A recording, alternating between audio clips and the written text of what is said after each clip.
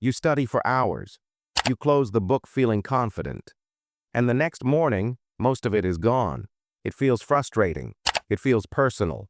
But it's not laziness. And it's not intelligence. It's biology. Now here's something interesting. In Japan, students are expected to memorize over 2,000 kanji characters before graduating high school. Not just recognize them, but write them, pronounce them, and use them correctly. And they remember them for life. So what's their secret? They don't study harder. They study in rhythm. Because the brain doesn't remember based on effort. It remembers based on timing and importance. Let me show you how. The morning. Preparing the brain to remember. Most people think learning starts when they open a book. In Japan, it starts before that. The brain is like soil. If it's dry and cold, nothing sticks. But if it's warmed and prepared, learning takes root fast. That's why many Japanese students expose themselves to natural light early in the day. A short walk, standing near a window. Light tells the brain, wake up, focus. This resets your internal clock and sharpens memory for hours. Then comes something most students skip, recall before input. Instead of rereading notes, they test themselves on what they learned yesterday. No highlighting, no passive reading, just pulling information out of the brain. That act alone dramatically strengthens memory.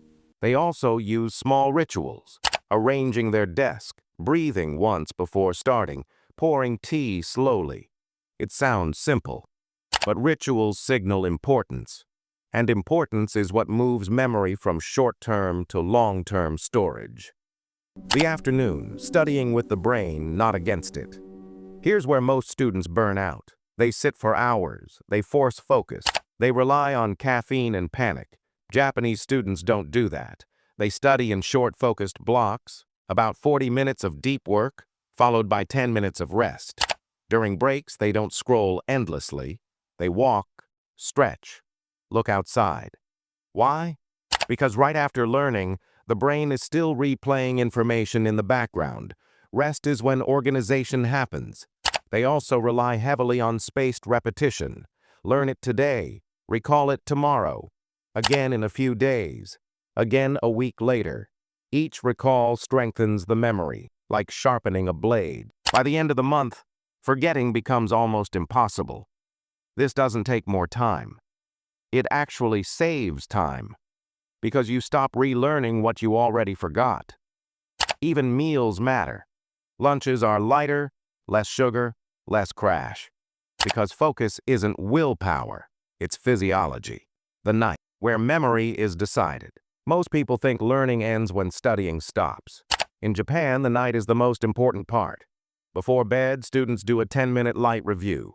No cramming, just touching the material once more. That simple act tells the brain, this matters. During deep sleep, the brain replays and strengthens those memories. But only if sleep is protected.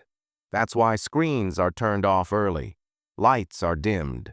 The night is calm, not chaotic. There's also a concept in Japan called the pause, the space between things. Before sleep, many students sit in quiet stillness for a few minutes. No noise, no stimulation. This is the bridge from effort to recovery. And recovery is where memory locks in. The truth about learning. Japanese students aren't superhuman. They don't have better brains. They have better rhythm. Morning is aligned. Afternoon is structured. Evening is sealed. Night is restorative. And when you stack these small habits, knowledge doesn't just help you pass tests. It stays with you. So tomorrow, don't change everything. Try one thing. 2 minutes of movement in the morning. One recall session. Turning off your screen earlier tonight. Not intensity, consistency. Because the future doesn't belong to those who study harder. It belongs to those who study smarter. And that can be you. Starting tonight.